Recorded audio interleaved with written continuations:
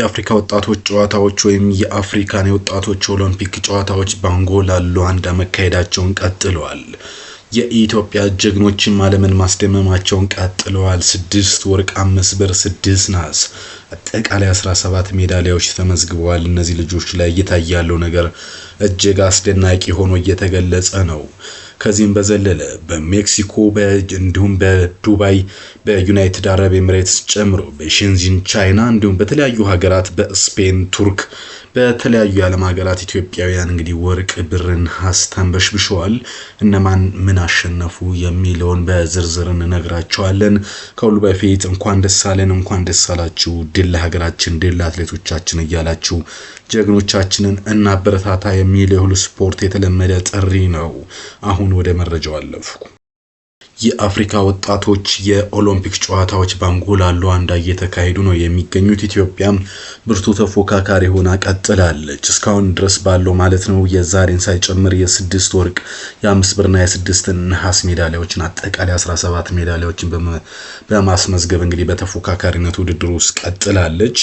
የሁለተኛው የኢትዮጵያ ወጣቶች ኦሎምፒክ ጨዋታዎች ፍሬዎች እንግዲህ ውጤት በአንጎላ ዓለምንና አፍሪካን ማስደመማቸውን ቀጥለዋል።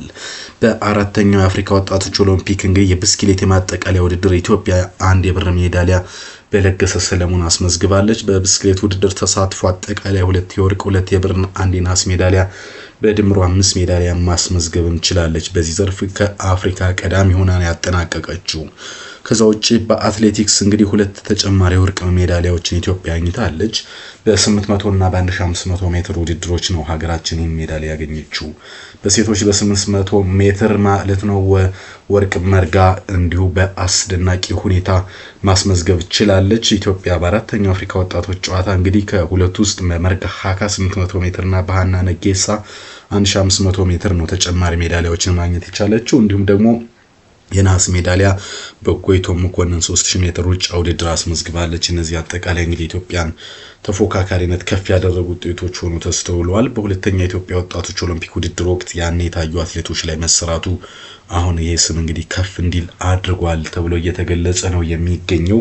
ይሄ እንግዲህ በአንጎላ ሉዋንዳ ኢትዮጵያ ጠንካራ ተፎካካሪ እንድትሆን እድል ፈጥሯል። እነዚህ አትሌቶች እንግዲህ መንከባከብና እንደነ ቶኪዮ ዓለም አትሌቲክስ ሻምፒዮና እንዳየነው እንደ ፓሪስ ኦሎምፒክ ኢትዮጵያ ትልልቅ ውድድሮች ላይ የሚወክሉ አትሌቶችን መንከባከብና መስራት አለባት የሚለው ሐሳብ እየተነሳ ነው። ለማንኛውም ግን ከዚህ ውድድር ደግሞ ወጣ ስንል ሜክሲኮ ማራቶንን እናገኛለን። በሜክሲኮ ማራቶን ኢትዮጵያ 2 ኬንያውያንን አስከትላ የወርቅ ሜዳሊያውን ወስዳለች። አቤል ጋሻሁን 2:09:232 በመግባት ከኢትዮጵያ ቀዳሚ መሆን ችሏል። ከዓለምም ከዛ ውጭ 2 ኬንያውያን ኤቫንስ ማያካ ሁለተኛ ወጥተዋል 2:09:36። በነገራችን ላይ አቤል ብርቱ ፉክክር በነበረበት የሩጫ 2 ኬንያውያን በማምለጥ ነው ማሸነፍ የቻለው። እንደውም አንደኛው በ4 ሰከንድ ነበረ መብለጥ የቻለው። ከዛ ውጭ ላሜኬ ቶኬቦት 2:16:38 በመግባት በዚህ ውድድር ላይ የኬንያውያን የብርና የነሐስ ሜዳሊያን ሲወስዱ ኢትዮጵያ በአንደኝነት ማጠናቀቅ ችላለች። በቻይናም እንዲሁ ሼንጂን ቻይና ግማሽ ማራቶን ፉክክር ነበር። አብዱል ጀሊል አብዱወኪል ከ1:01:13 በመግባት ከሀገራችን የብር ሜዳሊያውን መውሰድ ችሏል።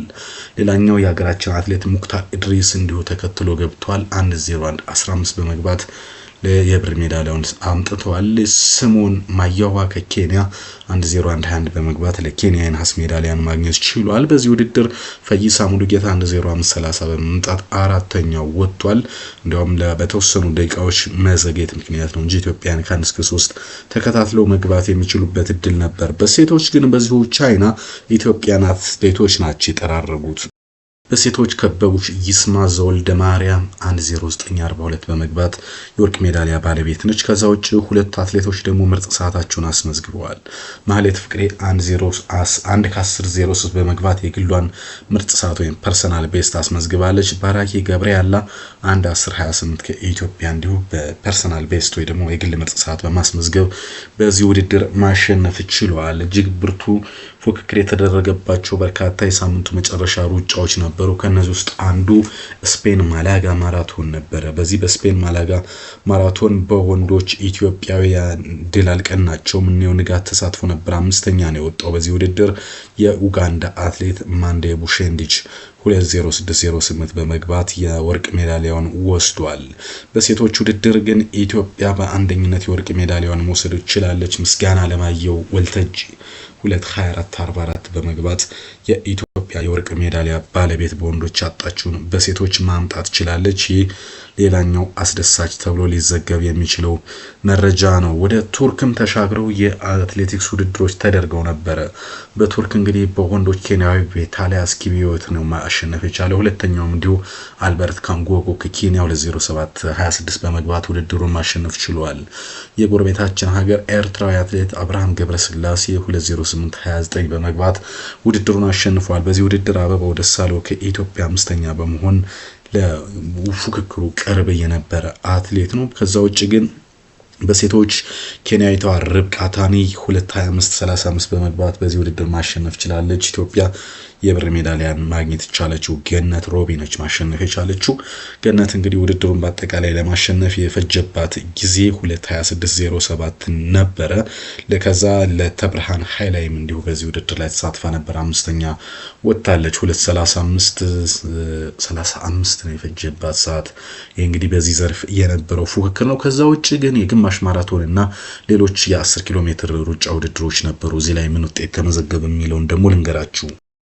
በግማሽ ማራቶን አልሻሪክ ሃፍ ማራቶን አልኮባር የሚባል ውድድር ተካሂዶ ነበር በሳውዲ አረቢያ። በዚህ ውድድር እንግዲህ ጀማል ይመር መኮንን ከኢትዮጵያ ሁለተኛ ወጥቷል። ኒኮላስ ኪፕሮሪ አንደኛ ነበር የወጣው። ኢትዮጵያ የብር ሜዳሊያውን ወስዳለች። በሴቶች በነበረው ውድድር ደግሞ ጽጌ ገብረሰላማ 1:03:06 በመግባት ለኢትዮጵያ ሁለተኛ በመውጣት የብር ሜዳሊያን ማስገኘት ችላለች። ቦሰና ሙላቴ ከኢትዮጵያ 1:13:09 በመግባት ሶስተኛ ስትወጣ፣ ሙልሃባ ጸጋ ከኢትዮጵያ እንዲሁ አራተኛ፣ አማን ሙርሲ ከኬንያ አምስተኛ ወጥቷል። እዚህ ውድድር ላይ እንግዲህ ኬንያውያን የወርቅ ሜዳሊያውን በማጋዴልና ሹር አማካኝነት 1:12:47 ሜዳሊያውን መውሰድ ችሏል። ብርቱ ፉክክር የነበረበት ውድድር ነው ይሄኛው ውድድር። በተለይ ሌላው የ10 ኪሎ ሜትር ነበረ በፈረንሳይ የተካሄደ የ10 ኪሎ ሜትር ውድድር።